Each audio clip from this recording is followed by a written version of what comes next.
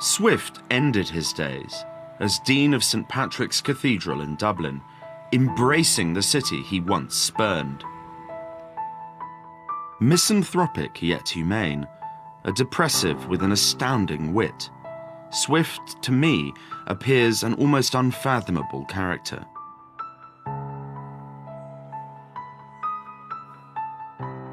He wrote his own epitaph in Latin on this memorial plaque. When we look at the inscription to Swift, we see these words, savage indignation. This was how he was characterized. And we read that in the moment of his death, he's finally going off to somewhere where that savage indignation can no longer lacerate his heart. It's an image of extraordinary violence to be left with at the end of Swift's life. But Swift's life had had violence inscribed all the way through it. And it's that violence which is absolutely central to his incredibly original creative vision.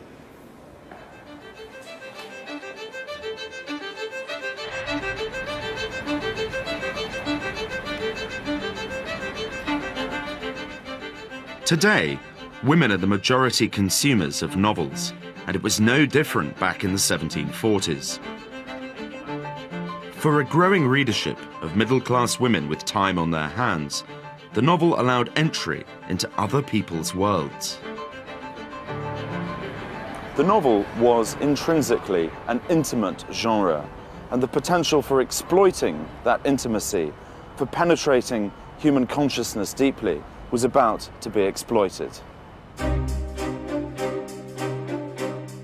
Samuel Richardson used the novel as a moral mechanism to glorify female virtue and denounce sexual temptation. He was a prig, but also a virtuoso. In his novels, he explored the tiniest nuances of his characters' thoughts and behavior.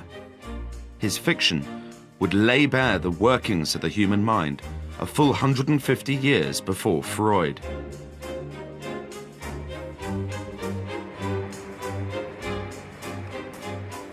But this master of psychology began his career as a humble printer, part of the Stationers' Company in London.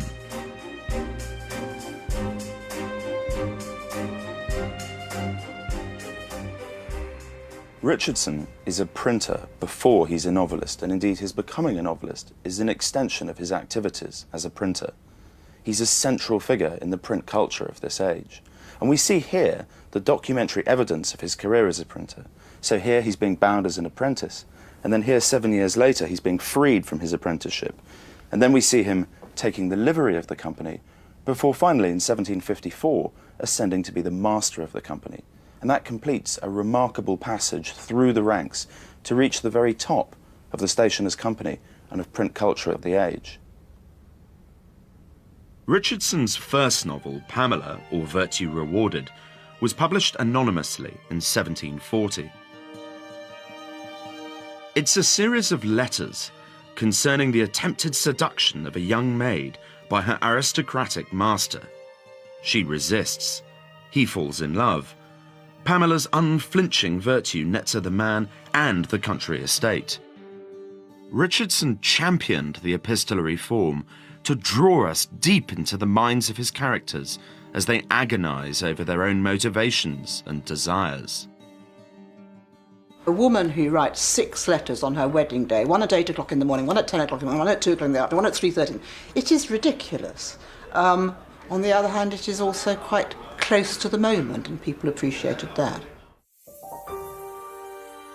Richardson became a celebrity, surrounded by admiring, cultivated ladies. So he wrote a follow-up, using the same storyline, except this time, as though tiring of relentless virtue, Richardson allowed the villain to have his way. Clarissa, published in 1748, charts the pursuit, rape, and ultimate death of its heroine, who falls thanks to being drugged by the libertine Lovelace. Here we have Lovelace writing to his friend Belford about Clarissa. The devil indeed, as soon as my angel made her appearance, crept out of my heart, but he had left the door open and was no further off than my elbow. Night Midnight is necessary, Belford. Surprise, terror must be necessary to the ultimate trial of this charming creature. When I first tackled Clarissa, it overwhelmed me. A monster of a novel, its narrative plays out over 8 volumes. It is still one of the longest novels ever written. 1,000,000 words and fabulously labyrinthine, it covers a period of a mere 11 months. Clarissa, unlike Pamela, has been greatly admired as an example of the tragic novel.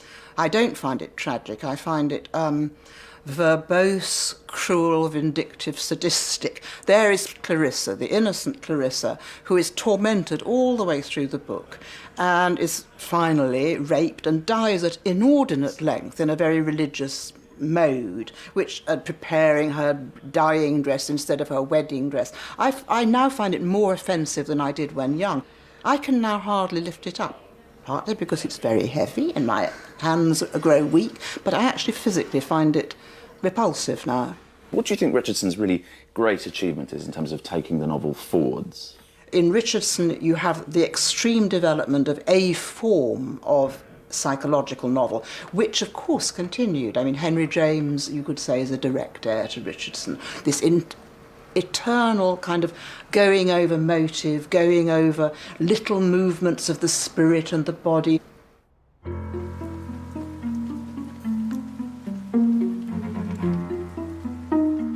Richardson's morality was of a starchy black and white sort, at odds with the true conditions of his society.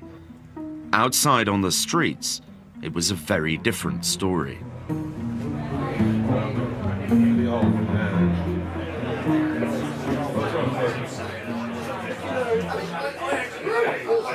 18th century London is a roiling mass of contradictions. It's a city where, on the one hand, you've got people attending cockfights and freak shows. There's this whole culture of the coffee house and the tavern. And yet, on the other hand, there are tremendous philanthropic works going on. There's a great sense of scientific endeavour. It's a city where you can get dead drunk for tuppence, you can buy a dozen French lessons for £1. So there's this wonderful blend of the high and the low. There was one writer who passionately believed that if the novel was going to have a moral message, it must reflect these startling contrasts. To me, it's impressive that he saw the imperfections of humanity as something not to shy away from, but to salute.